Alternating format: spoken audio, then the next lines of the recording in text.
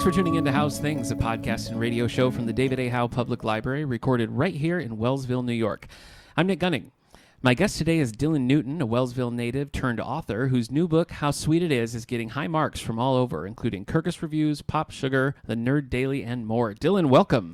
Thank you, Nick. I'm so excited to be here. And, I mean, you have a past here, too. This isn't your first time in the David A. Howe Public Library, right? That is very true. That is very true.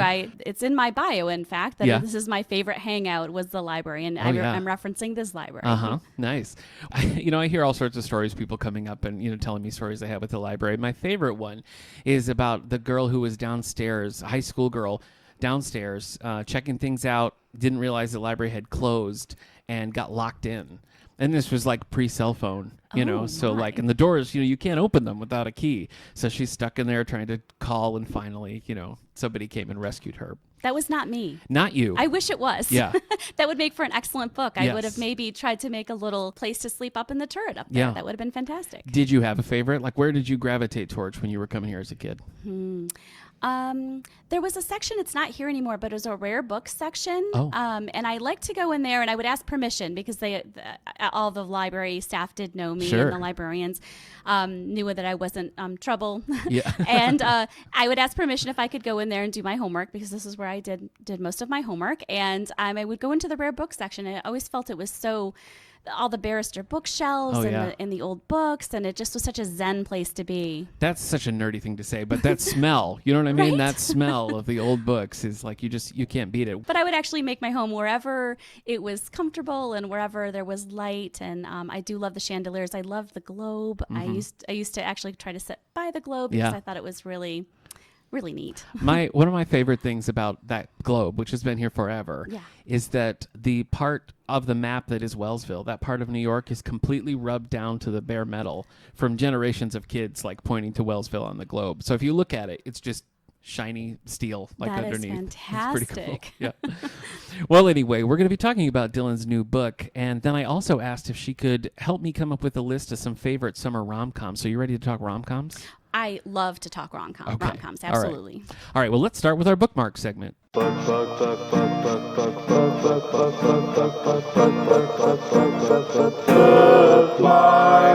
So, Dylan, what have you been reading lately? Well, I'm fortunate because my publisher will allow authors to read books in advance, like an advanced reader copy. I know, it's like being the special girl with special books. Definitely. Which I love. Yeah.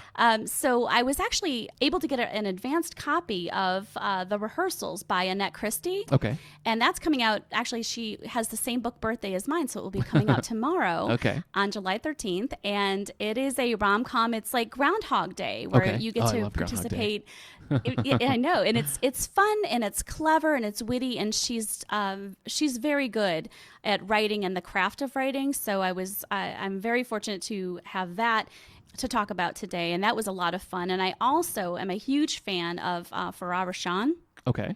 So last year she came out. She's written many books, but last year was she had The Boyfriend Project that came out, which was outstanding. Oh, yeah, I think I remember that dropping. Yeah. Yeah, and it's a story of three friends. So the first book is about Samaya and her relationship, and it's her story. Mm-hmm. And the second book is called The Dating Playbook, which combines romance with football, and I'm a huge football fan. Okay. So it's really fun because it does combine some things that you normally maybe wouldn't mesh together, which I very much enjoy. Mm-hmm. And her voice is fantastic. She's funny. All the things you want to be as a rom-com author. So those are the two that I've been grooving on lately. Yeah. Okay. So do you typically gravitate towards rom-com? Because I know in your book, the dedication also mentions a Stephen King fandom. Yes, there's a very big Stephen King fandom. Okay. And so I love Stephen King and have ever since I was in middle school. It's actually when I first started reading Stephen King. When I was preparing for this book, I said, I wonder how many Stephen King books I actually physically own in my house. Mm-hmm. So I proceeded to go to all my bookshelves, and then of course, all the books that hide under the bed, so that you don't look like you're a book hoarder, but you are. But it's not hoarding if it's books, right? True, of course. No, perfectly acceptable. So it turns out I have 66 of them. Wow. Right. And I've never met him, although probably if I did, it would be very fangirly and a little awkward because I tend to go, to get very tongue-tied in front of people like that. So, yes, I'm a huge Stephen King fan. I have to say that he's so prolific that I think 3 years behind as far as his releases, because he releases a new one every year. Yeah. Mm-hmm. So I'm about 3 years behind on... That's probably about where I am, too. But, yes, I read very widely, and I actually am a huge audiobook reader as well because I have kids, and I feel like that's time I could be spent reading a book when I'm driving them around. Yep. So I do. So I listen to a lot of audiobooks from the library. Yeah. Either Libby or actually still have a car that has a CD player, so I actually have the CDs as well. So so I read very widely. Do you have a favorite Stephen King? That's really hard. It's like choosing your favorite child. I know. I would probably say The Stand is one of my favorites. Oh, okay. I definitely through pandemic times I did read it again. Oh, geez. It took on a new, deeper, more visceral level. I don't think I'd want to read The Stand right then, but all right. So I've read that so many times, and he goes through so many multiple points of view. I forget how many, but I want to say it's probably along lines of 16 or something. That's a hefty one. And every one comes alive for you. And I think that's masterful to be able to do that. So that's one of my favorites. And he also has a very little known book called Eyes of the Dragon. Oh, it's fantasy, right? It's fantasy. Yeah. And I'm a huge fantasy fan. Really? Yes. So I love Eyes of the Dragon. That's usually one that if people are horror weenies, as I call them, if they don't like to be scared, I always steer them in that direction because it's so masterfully done. He wrote it for his daughter. And I love that book. That's one of my favorites too. Huh. I've never read that one. One of his more atypical ones that I do really like is 11/22/63, which is, a time travel story. That's fantastic. I think that one's really good, and that's a good one if you're not, a horror fan. Yeah. What do you think the creepiest one is? I thought the creepiest is definitely if you can read The Shining and then his sequel to that. Oh, Dr. Sleep. Thank you, Dr. Sleep. Those are really well done. And I think Dr. Sleep might edge out The Shining for me as my favorite because I I enjoyed that whole play upon, so the boy is the hero in book one, and now he's starting out in a different place in his life, and he has to kind of redeem himself in book two. And I love redemption stories, and I thought that was really intriguing that he thought that that's what would have happened to this character. Yeah, well, Dr. Sleep. Sleep. It makes sense. That was a very damaged character, Danny Torrance, so it makes sense that that's kind of how it would play out. I was surprised at how successful the movie adaptation was of bridging both the book and the movie of The Shining. I thought that was really well done. Did you enjoy the film? Very much so. We actually watched it together again during pandemic times. We tried to go through movies, from the past that my children hadn't seen yet. So I thought, well, now's the time to scare them. Yeah, sure. So we watched them in order: The Shining first, and then the original Shining, and then Dr. Sleep. I've never seen that miniseries version of The Shining, which Stephen King apparently loves and says is better, but I don't know if I believe that. Yeah, I have not seen that either. Yeah. I don't think anybody has. I have trouble committing to series. Series are, I have commitment phobic in terms of television watching. Well, commitment phobic works well for a romance character as well. You need that. You need that problem to get over. I feel like my reading has been dominated by the summer reading program. So one of the things I read recently was Black Widow Forever Read by Margaret Stohl. This is a YA novel that is based on the Marvel Comics character Black Widow, whose movie's out right now. It wasn't very good. Really? It wasn't very good, and part of the problem is we're going to talk about this on the next episode, so I won't get too deeply into it, but it's not really about Black Widow. Oh. They kind of bring in two teenage characters, and those are the point of view, and they have a little romance and stuff, which... would work, but we wanted to read a Black Widow novel, so the teen librarian and I both read this, and kind of was a thumbs down. That's too bad. I'm a huge YA fan, so that's hard. That's sad to hear. Well, Margaret Stohl wrote like Beautiful Creatures and some other series that are pretty popular. So, I know you're a Star Trek fan, so I got to tell you that I just finished a book called Ship of the Line by Diane Carey, which is a Next Generation novel. That's kind of a sequel to the episode Cause and Effect, where the characters are stuck in a time loop. I read this with a book club, a Star Trek book club that I do with some friends, and it started really strong and then just sort of became nonsensical, which... happens sometimes. From a science perspective or a character perspective? Well, at first it was kind of dealing with these characters are brought 80 years into the future, and it kind of starts dealing with them just being like, well, where do we fit in? How do we go? That was really intriguing from a character standpoint. The second half of it is more like, oh, but we need to have an adventure. And so they throw this adventure story in. That's just, we didn't think it was very well thought out. So it kind of fizzled out at the end.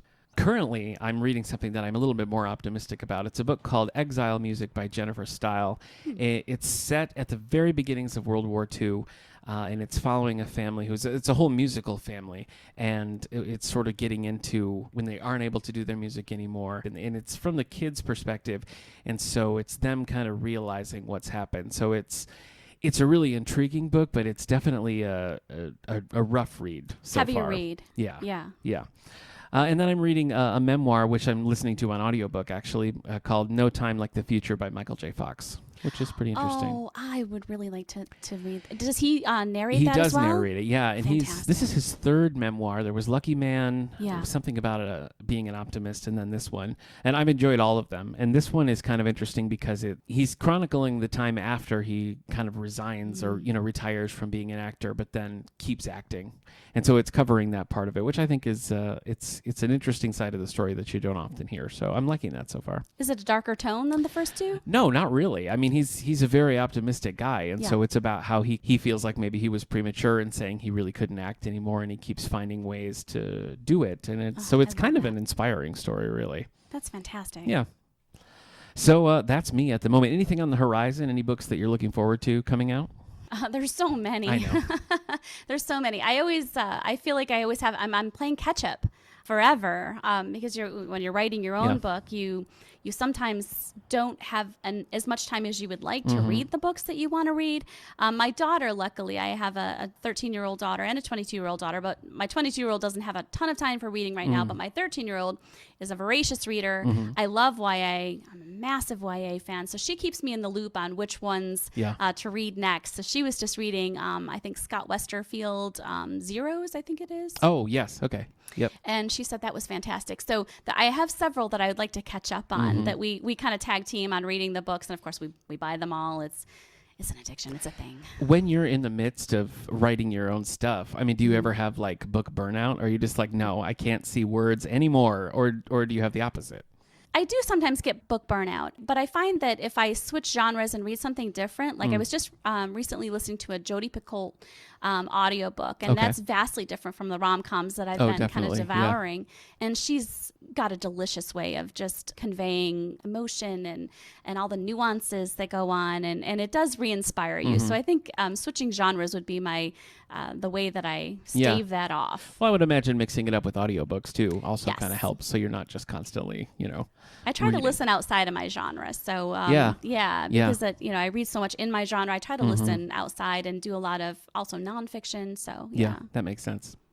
All right, well, let's get into some book news. All right. Look into the future to see what it proves. It's time for book news. Well, you're the book news this week, so let's talk about it. Let's talk about how sweet it is. So I know this isn't your very first book, but this is sort of your first big. How did you classify it? So it's my debut rom-com. Yes. So my first romantic comedy. So I was published originally with Wild Rose Press, who is fantastic. They're actually based here in upstate New York, Adams Basin, and they were the publishers of my first 2 books and novella and a short story, and they were paranormal romances, which is where I've got my start. Okay. Love that genre also. Oh, yeah. Huge fan of that. Yeah, well, that's big business. People love those. Right? Yeah. And they're so much fun to read. It's like jelly beans. You can't just read one. You've just got to keep going. Yep. So this is my first attempt at a romantic comedy because things go in ebbs and flows in the market. So when paranormals weren't selling, other things start to come to the forefront. And I had an agent at the time, or I still do. She's amazing, Corey, with 3 C's Literary. And she said, Dylan, do you think you could write a contemporary romance?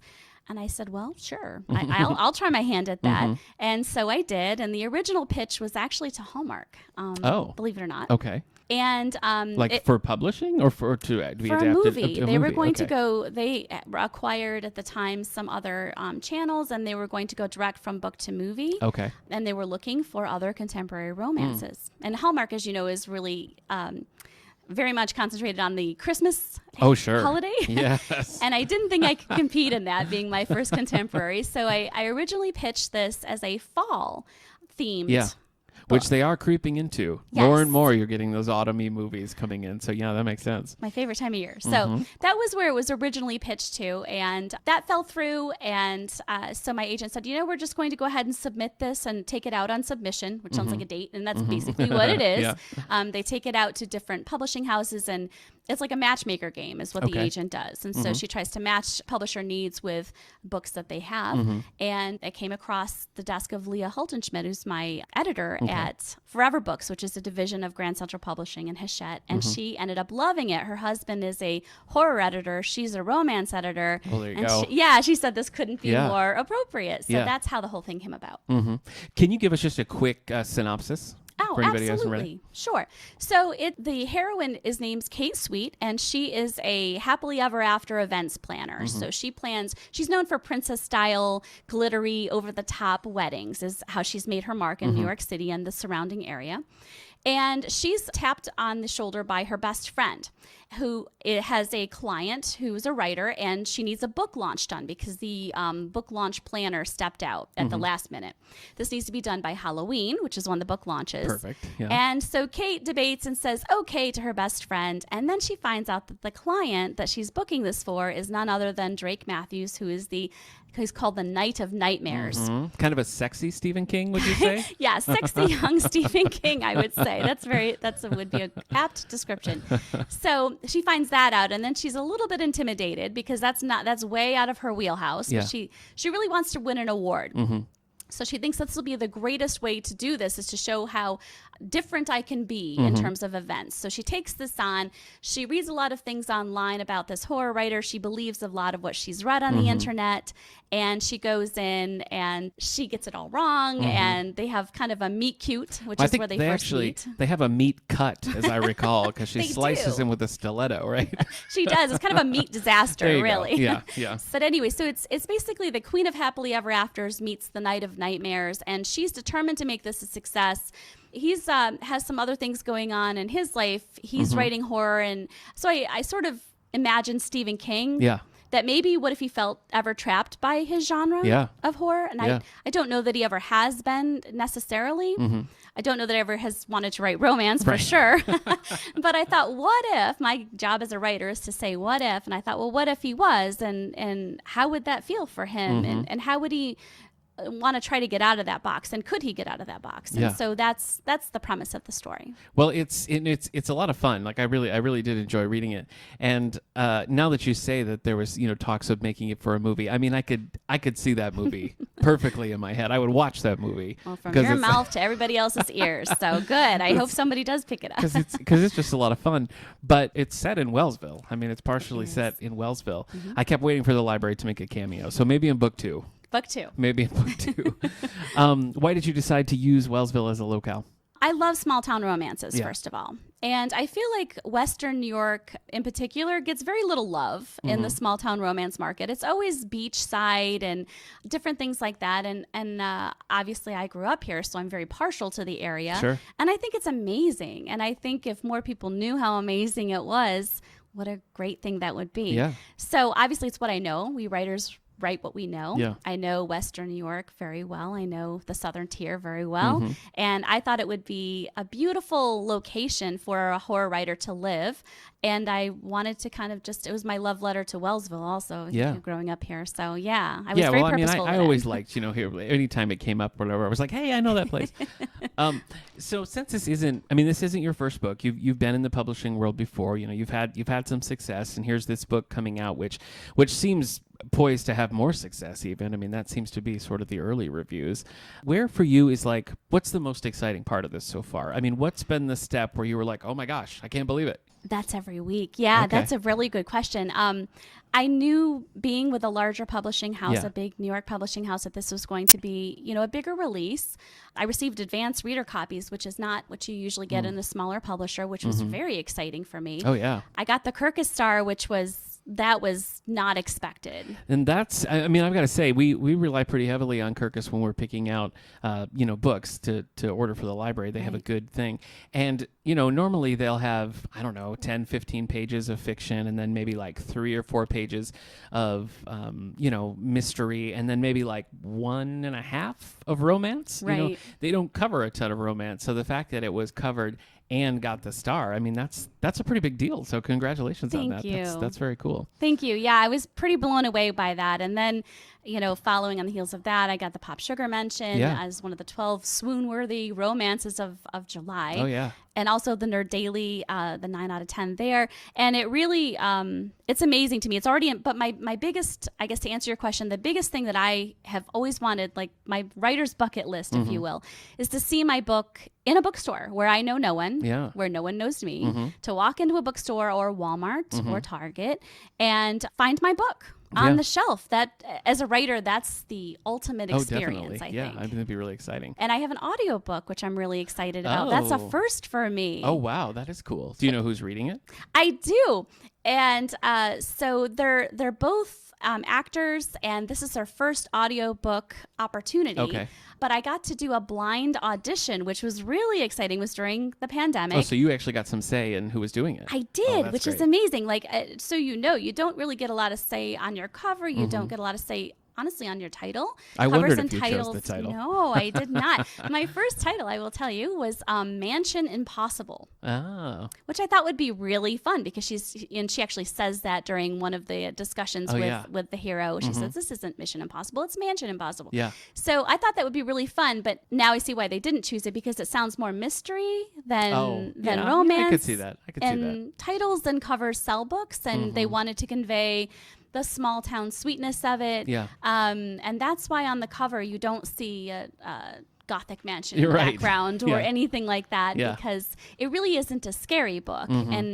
And I wondered about that too, because I didn't know what the cover was going to look like. Well, it's a good cover. I mean, the colors and everything are just right. It feels very modern and stylish, and seems like just in line with what's big and popular lately. So I think it's got a sharp look to it. I have zero say in it, but everyone seems to love it. And Sandra Hsu is the illustrator for this, and she also illustrated The Immortalist, if you've ever read that. So yeah. Well, I'm so excited to have the book come out, to have people read it. We'll have a copy right here at the David A. Howe Public Library, so people can check it out here, but they can also buy it. Is there a place that you're kind of sending people to buy it? Is there in any particular? I wish that there was a bookstore in Wellsville, because if there was, it would be here.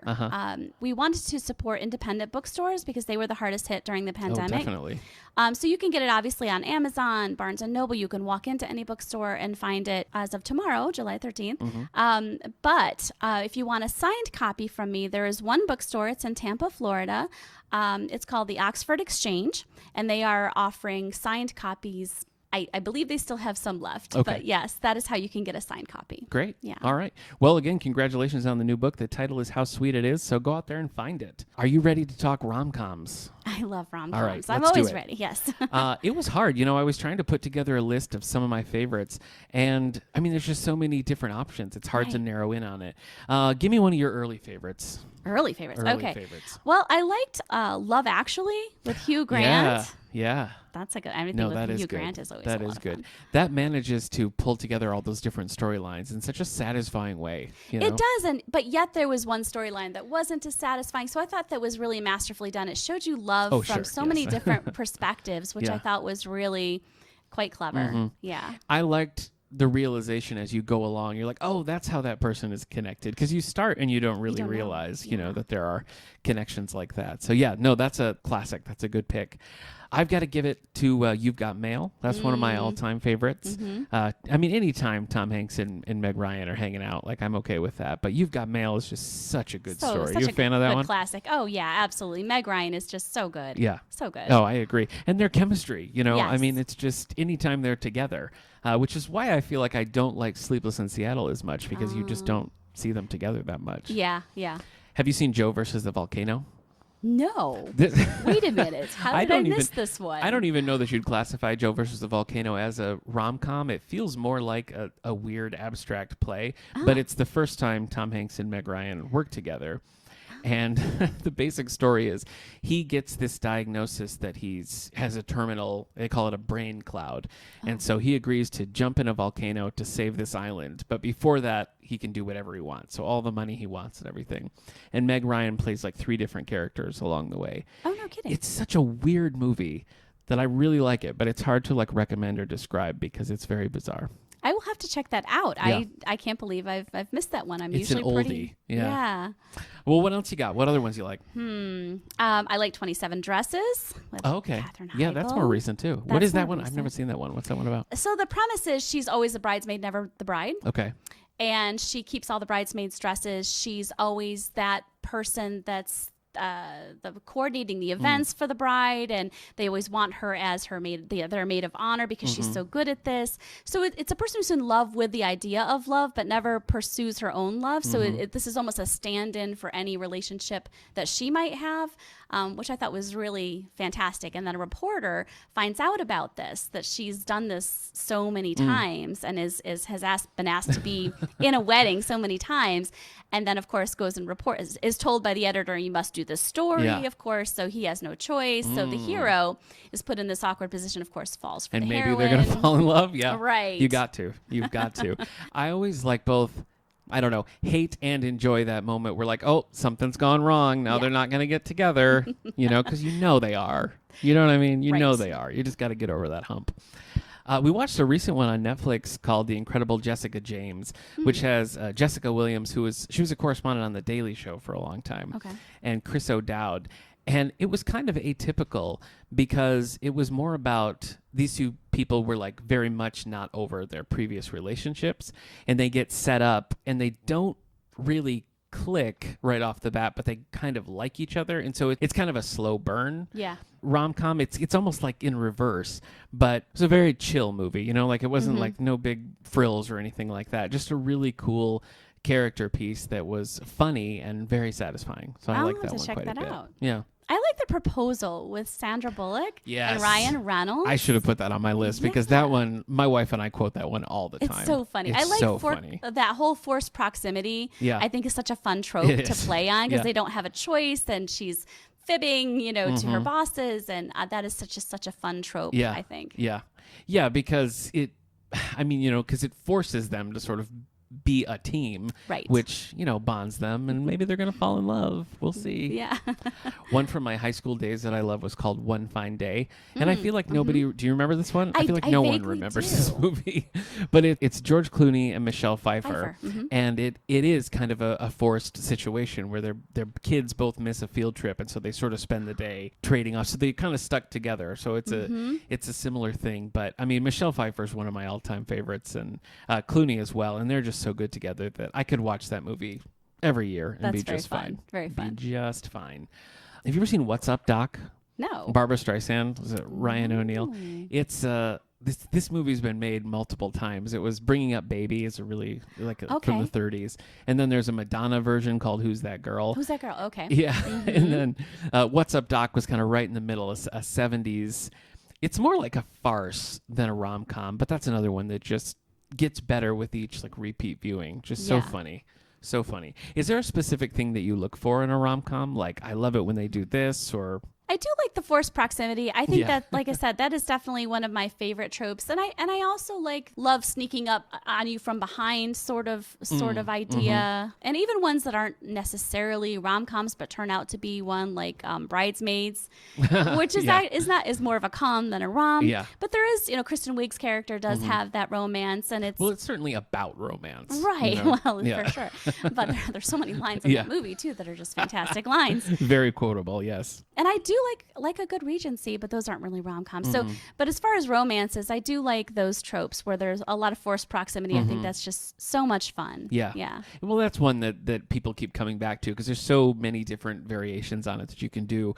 There was a recent one called Destination Wedding with Keanu Reeves and Winona Ryder. Right. And that's another one that feels very much like a play, and I was sure that it was. I looked it up and it's not, but that's another one where they are stuck together, they're at this wedding, and I like it when you can see the actors' natural chemistry. I just think that makes it so much more believable, and those two have done so many things together that it just really works. So I like that one a lot. And then The Wedding Singer, Adam Yes. Sandler, Drew Barrymore. Oh, Drew Barrymore. Yeah. I mean, everything about that one, I just feel like they get the 80s so right, and they just play up all those 80s tropes and everything that they're just so good.